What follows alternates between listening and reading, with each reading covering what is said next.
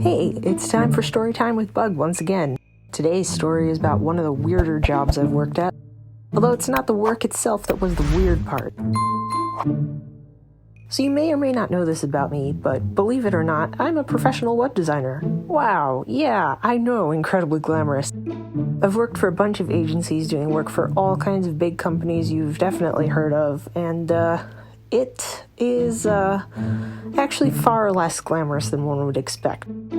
Graphic design is my passion, ha ha ha. Was my passion. And you'll see why. I have all kinds of stories about working in a real-life art day job, but they are best taken in small doses. Anyway, today's story is about the time my job got raided by the FBI. It definitely sounds made up, but this story is 100% true, and I haven't stopped laughing about it to this day. So first off, some background. Let's call this agency XYZ Agency, because I am not throwing around real names on the internet. XYZ Agency had a very weird vibe, but it was one of the first real art jobs I had, and I was hired to work on a well-known brand name's website specifically, so I kind of overlooked some of the weirdness, even though my gut feeling was telling me otherwise. XYZ was very small, with a couple of art directors in charge of people like me.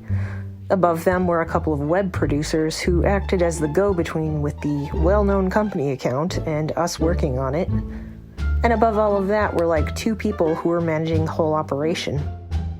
All told, there were maybe 25 of us there, just to give you an idea of the structure. At my level, there were a handful of artists, and at the time I was the newest one. We worked alongside a bunch of coders, and for the most part, we tried to have fun and get away with whatever we could without upper management noticing. But they noticed. They always noticed. It was a very no fun allowed kind of company, which is definitely weird considering the type of work we did. Anyway, when I was in the process of interviewing for this job, I was still pretty green, and I really needed the work, so I pretty much jumped through every hoop they asked me to. When I arrived at their building, portfolio in hand, because everything wasn't quite all online yet at that point, I immediately knew something was a little off. The lights were all off, no one was around, and I was pretty sure I was in the wrong place and about to be murdered. Until someone, the only person in the building apparently, came out to meet me just as I was about to leave. Weird, but okay. The first thing they wanted was for me to sit in a conference room and take an MBTI test, a Myers-Briggs personality test. If you haven't heard of it, it's kind of a vaguely useful, vaguely pseudoscience way of inventorying your skills and whether you're an introvert or an extrovert and stuff like that. I'd done one of these online for fun at one point and already knew the drill, so it was fine. It wasn't particularly invasive or anything. I'm an INTJ for what it's worth, and read that any way you want to. I already knew this, I took the test anyway and got the same result. Smugly. They didn't ask many questions about my portfolio or my skills, which seemed odd to me, but were very interested in how soon I could start and if I would agree to a drug test. Like I said before, I was pretty desperate for work at the time and agreed, even though I felt kind of weird about it, because the strongest drug I was taking regularly was Tylenol, so no big. They gave me the paperwork, told me where to go, and said I could get it done whenever, but sooner was better than later. All around, everyone seemed relatively happy with the agreement, and I was due to start in a couple of days. My start date rolled around, and I got to work.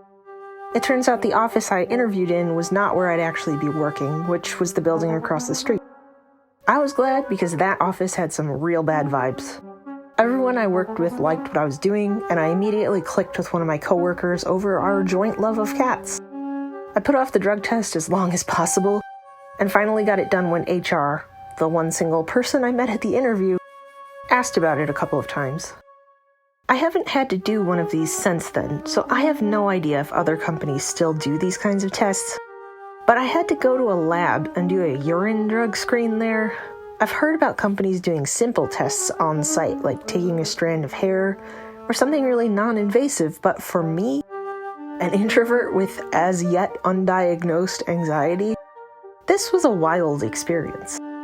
I took my paperwork from HR and signed in, and waited a while playing Pokemon on my DS, and eventually got called back. Somehow, the tech decided I must be some kind of criminal for needing this test, and was just extremely terse with me the entire time. Maybe she was just having a bad day, I don't know, but it made the whole thing more unpleasant for everyone involved. If you've never done one of these, they take away all your loose possessions and lock them up, and then give you roughly 1.5 minutes to produce a sample, which, they then check for temperature to make sure you aren't faking it somehow, and the whole thing just feels mega invasive. I've heard of folks having to be watched while they do this, and if that were the case, I couldn't have done it.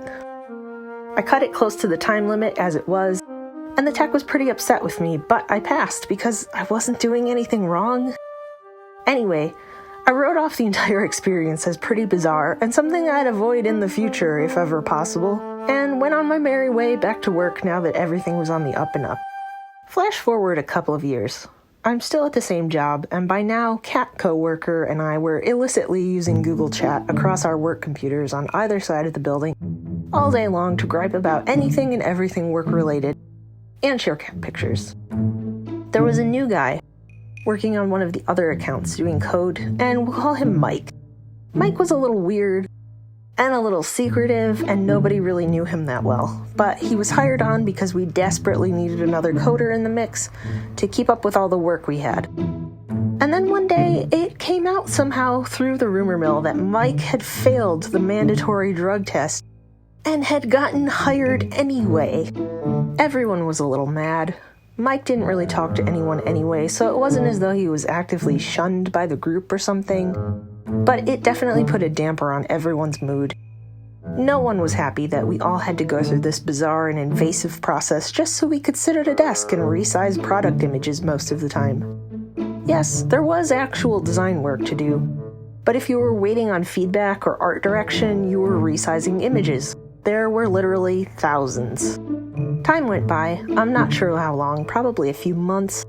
Enough for winter to become summer, although it's hard to remember exactly. I just remember the weather being nice when something finally happened, because by this point, after the endless photo resizing, after the hypocrisy of Mike's drug test, and after dealing with crappy management for a few years, I took off every day the moment it was lunchtime.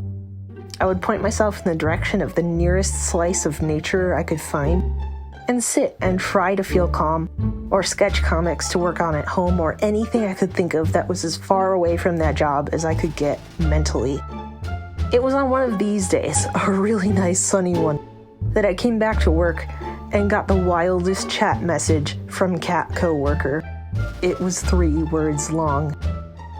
You missed it. Missed what? I casually breezed by her desk under the guise of discussing a project, and in very quiet tones, she let me know what had gone on about 2 minutes after I left for lunch.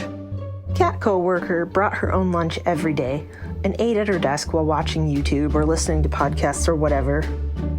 On that day, she was barely into her falafel wrap when a bunch of dudes in all black police gear barged into the building and the building across the street.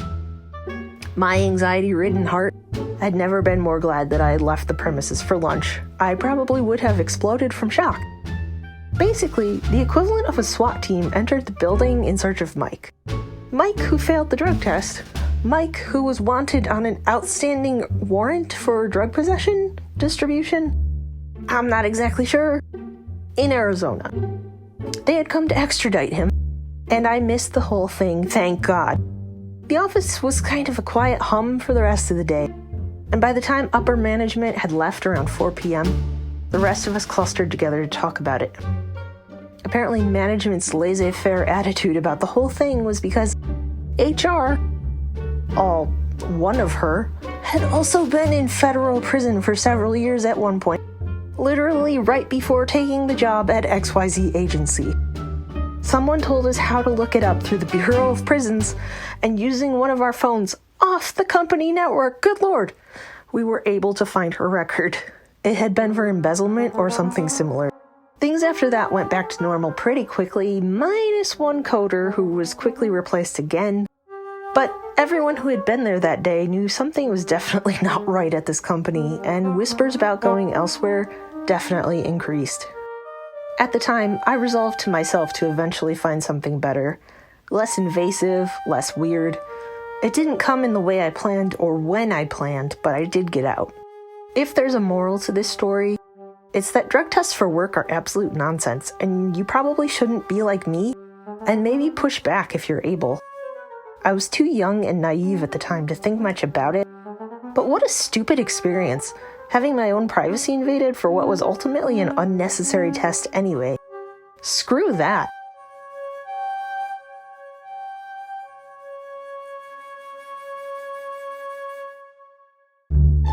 Thanks so much for watching, listening, and thank you to everyone who brought me up past 100 subscribers.